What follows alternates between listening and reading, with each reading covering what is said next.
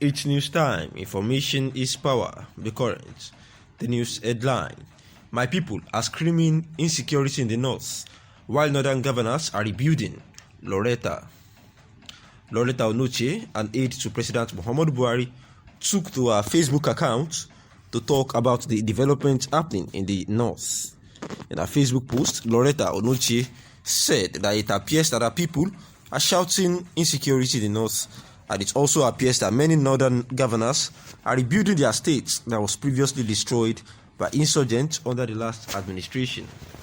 She said that the northern governors are helping to resettle displaced citizens that were held captive, and they are also helping them to rebuild their ancestral homes. Lauretta Onoche opined that under the last administration, the extent of kidnapping and insurgency was not known by anybody because it was well covered and journalists decided to look away. But when President Muhammadu Buhari became the president, he helped to uncover a lot of challenges that Nigerians in captivity were facing, and also he ensured that the armed forces helped to free a lot of Nigerians from captivity. Laura Onoche noted that there are still challenges, but the armed forces are on top of the situation. She said that the North has gone through a lot over the years, and it is good to hear that they are gradually recovering from the security issues that they have been experiencing. Lauretta Onoche, who made it, clear on her Facebook post accordingly, saying that it appears that my people are the ones screaming insecurity in the north, but it also appears that northern governors are rebuilding their states devastated by insurgency under the last administration. They are rebuilding ancestral homes and resettling their displaced citizens, and also who were held captives of the insurgents in the last administration. Under the last administration, no one knew the extent of kidnapping by the insurgents and bandits in the north. It was well covered. Investigative journalism died a natural death because the pens of a section of the media were stuffed full of cash meant to buy arms, so they looked the other way. But when President Muhammadu Buhari assumed power, the lid was taken off, and hundreds of thousands of Nigerians were freed from captivity by the re-energized Nigerian armed forces. Today, there are still challenges, but our armed forces are on top of it. President Muhammadu Buhari will be in Borno State to identify with not just the difficult times of the people, but also the tremendous successes they have recorded as a people under his administration, and also dedicated and hardworking governor. And these were the wordings of Lauretta Onoche, who ended it with "God bless the good people of Borno State," and "God bless Nigeria." Lauretta Onoche. Democratic Party, SDP, Professor Yowuse Aga has urged separatist agitators to go about the agitations in a civilized manner to avoid bloodshed. In an interview with Vincent Kalu, the Professor Agia, a former senator who has served twice as minister and twice as ambassador, said that the 3 zones that have produced presidents should wait for the other 3 zones to have presidents. After that, he noted that the president should be chosen purely through popular contest, devoid of zoning. Many Nigerians have tried to go back in history to situate Nigerians' problems in the amalgamation of 1914. They say that Nigerians' amalgamation into one country should never be taking place because of our differences. These groups insist that the amalgamation's expiration date is over and is now the time for the dissolution of the federation. But I say these people are wrong. There is no manual for the formation of nations.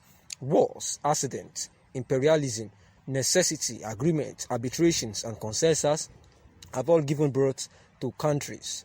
Our nation was born from imperialism and it became a British colony after the Berlin Conference of 1884 to 1885. But we shook off the shackles of colonialism and emerged as an independent nation. The whole world still understanding that Nigeria would be a great nation and would wipe away the tears of all black people of the world by building a great democracy and a republic where justice and honor, peace and progress will be showcased. The reasons for the failure to attain greatness are that we have poor leaders and poor followers who have not been who have not been able to make nation building their number one priority. Our leaders have continued to wallow in ethnic racism and corruption. Ironically, it was based on Pan-African unity and nationalism, and our founding fathers got independence. But soon after independence, we have systematically destroyed every fabric of nation building through corruption and ethnic racism. The last 6 years have been the very worst in throwing up Nigeria's fault lines. The parties have failed to give leadership, and they lack ideological commitment, purpose, or clarity. The weak institutions of states have been unable to defend democracy, and the Nigerian people have yet not resolved on national greatness. When we decide, nobody can stop us, the professor says. The professor also noted that the Nigerian elite must come together and overcome their apathy and decide to make Nigeria great through comprehensive restructuring of the federation, saying that we need more efficient and leaner federal, civil and public service, and that we need the states to be stronger and the federal government to divest itself of its overwhelming control at the center, saying that we must resolve to tackle tribalism with greater intensity that we have fought corruption, saying that the last thing we need to do in addressing our nation's calamity is to recruit into politics and public sphere people with sound character who see wrong as wrong and who are courageous to stand up to forces that seek to destroy Nigeria.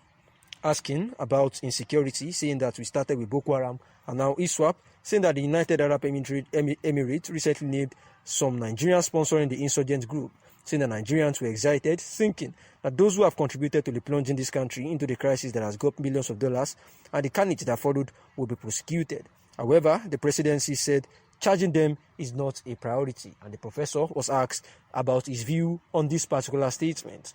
Response saying that the view is that the government has been living in denial and that Nigeria is first starting from a civil war that religious extremists and ethnic bigotry have foisted over us.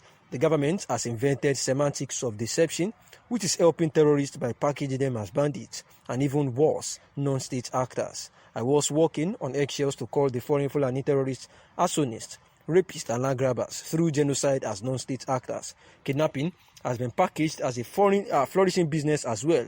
Perhaps this government is slowly manufacturing our consent and clandestining origin our surrender to a Taliban-type insurrection, and the facts are too glaring to say otherwise, saying that the government knows the sponsor of these asymmetric wars and they know how to block their funding and know far more than they wish the public to know.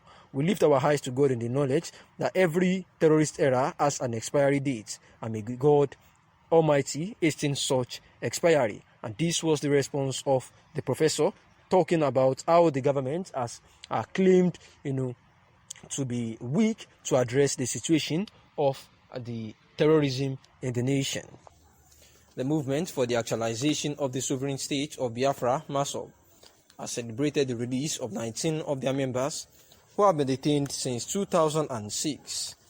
The celebration coincided with 10 years anniversary of the death of Igbo leader Dim Chukwuemeka Odumegwu Ojukwu, Eze Igbo Gburugburu. In a statement, MASOB leader Uchenna Madu described Dim Chukwuemeka Odumegwu Ojukwu as the greatest Igbo man that has